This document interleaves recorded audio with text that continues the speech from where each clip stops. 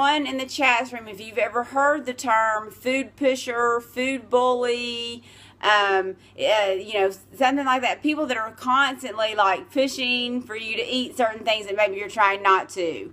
If you've heard of that, let me know. Okay, here we go. Yes, okay.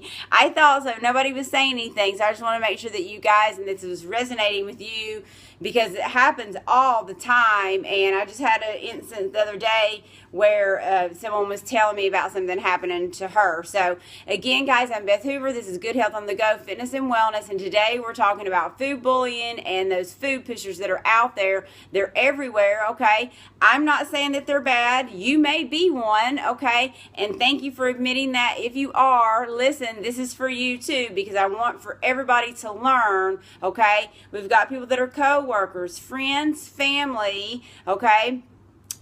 With the holidays approaching, we've got to be more and more aware of this, okay? And if you are a food pusher, then I want you to try to think, okay, put yourself in the other person's shoes and think about how they might feel, okay? So a food pusher or a food bully, all right, is somebody that makes you feel bad, okay, for not eating what they want you to eat, okay? We have somebody on here saying they need to go to food jail, okay? So, hey, Jason, thanks so much for coming in. Appreciate you being here. So, guys, this is somebody who might, poke fun at what you're eating, or, oh, here's, so-and-so, here's Suzanne, and she's going to eat healthy today, and, or, oh, there's, Sam, she's not eating any candy now because she's on this exercise program, and, or, oh, here comes the healthy girl, or here comes the healthy guy who, won't eat any donuts. I mean, it's just all kinds of different things that people say, right? Have you ever had this happen to you? Please let me know if you've ever had this happen to you. And I appreciate you so much for sharing this out, because, guys, this is going on everywhere, okay? And we got to educate people, all right? It doesn't mean that they're going to stop, all right? But it does mean that we can come up with some ways, okay? And I'm going to give you 3 things to think about, okay? I'm going to give you 3 things to think about that you can take with you, okay, kind of like an armor, okay? So we've got somebody saying, Matthew saying that he makes fun of people eating junk, okay? Well, you do have to be a little careful. You do want to be careful of people's feelings if they're eating junk, okay? You might, put it in a nice way. I don't know if that person's trying to lose weight, or maybe they're real thin and they're just eating junk. But if somebody who's trying to lose weight, you definitely want to make sure that you're sensitive to that person, and maybe, think of some other strategies and ways to make that to where they don't feel like bad, because then they're going to go behind the door and maybe eat more, because that's what we tend to do when we're overridden with guilt and our feelings and emotions, and we're not even hungry, but we're just eating, okay? And I've been there before, where I've been in that state of that kind of emotional hunger and just been eating, and I wasn't even hungry, and it's called the emotional eating type pattern, okay? So, these are the type of people that they drink diet sodas, and I don't like that. Okay, right, yeah, I know, I agree, and I really stress for everybody to stop drinking diet sodas. Just because it's diet doesn't mean that it's not making you gain weight, first of all, because we've now learned that drinking diet sodas can cause weight gain, okay? But it also causes a lot of other health problems that are even more concerning because of the aspartame, okay?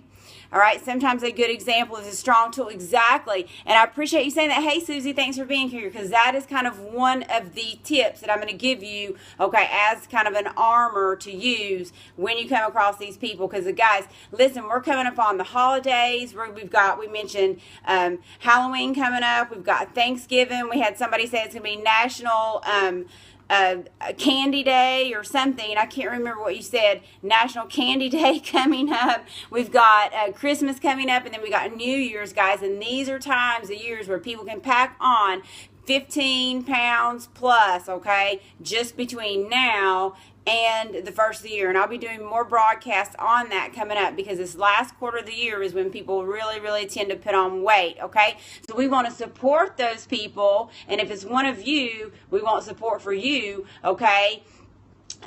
For you to be encouraged and for you to have support so that you don't gain weight and you maintain those healthy habits, okay? And I saw your comment about the Diet Cokes and brain cancer, and I don't doubt that at all. I'm seeing a lot of stuff with diet sodas and dementia and Alzheimer's and so forth. So welcome. Thanks for coming in. Appreciate you guys being here. So let's talk about, again, we've already talked about it's that person that makes you feel bad, makes you feel kind of guilty for not eating, makes comments, or pokes fun at your food, okay? Oh, you're not going to eat any French fries, or oh, you're not going to eat any pizza, oh, you're always eating that healthy green stuff, or just whatever. I mean, it can be all kinds of just whatever they can think of or whatever comes out of their mouth, okay? So, and I'll give you a quick example. I have a client that I'm working with, and she's wanting to lose around 40 pounds or so, okay? Well, she had a friend that was going to be visiting. They were going to be hanging out together all weekend, and so her friend asked her before they even got together, okay, she asked her, she says, you're not going to be doing that point counting thing, are you? Okay, meaning watching what you're eating, because she knows that she was doing a Weight Watchers where you count your points, okay? And she asked her, she said, you're not going to be doing that point counting thing, are you? Because this lady that she gets together with, okay, yes, there should be a balance when it comes to eating, exactly, and there should be a balance in our relationships with people, okay? So we have to put up boundaries, because this woman was already, and then my client is already feeling like, oh man, I'm going to have to really watch myself when I'm around her. And she told her, she said, yes. She says, I am going to be counting my points. I cannot go crazy, okay, meaning just crazy eating with this woman, okay? And the other thing is, guys, is that this woman that was coming to visit with her or hang out all weekend, she told me, and I do not know her, but she told me that she needs to lose even more weight than my client does, okay? So, it's kind of like, she wanted that person with her to do it with her, okay, so that she didn't feel so bad about what she was doing. Does that make sense? Okay, somebody tap some hearts, let me know, put a 1 in the chat stream, give me some feedback if that makes sense, because the woman that was coming to visit was poking fun at her, saying, you're not going to be doing those points, you're not going to be watching what you're eating, are you? You're not going to be, calculating, writing everything down that you're eating, right? Okay, and my client who's trying to lose weight, okay, and having some health issues, okay, said, yes, I am going to be. Okay, now I had a question. Is that wrong? Okay, well, here's the thing, guys.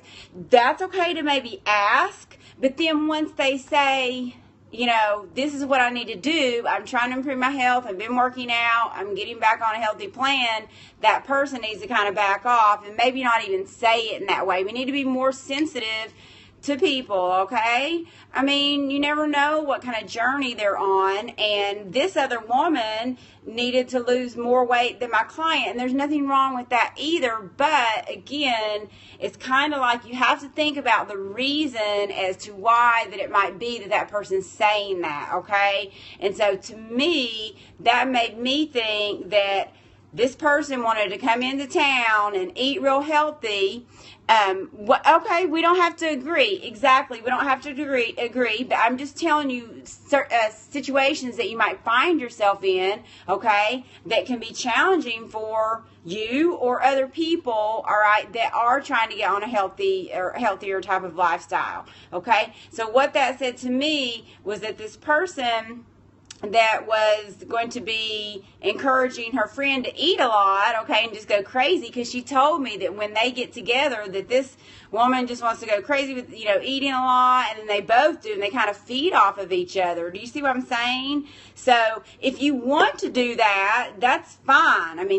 That's fine if you both want to do that, but that made it really hard for this person when she didn't get the support that she needed, okay, from the friend. That's where I'm getting at. So does this make sense to everybody? Hopefully this makes sense, okay? You don't like it when skinny people diet, okay? Well, some people, you can be skinny and unhealthy. So maybe there's some skinny people out there that are trying to change some of the things they're eating, okay? Maybe they're eating, a hamburger and French fries and they're staying skinny, but they're trying to maybe make some changes and start eating more vegetables. I don't know. We've got a lot of people in the world, guys, and a lot of people with different, that are different places and kind of where they want to be.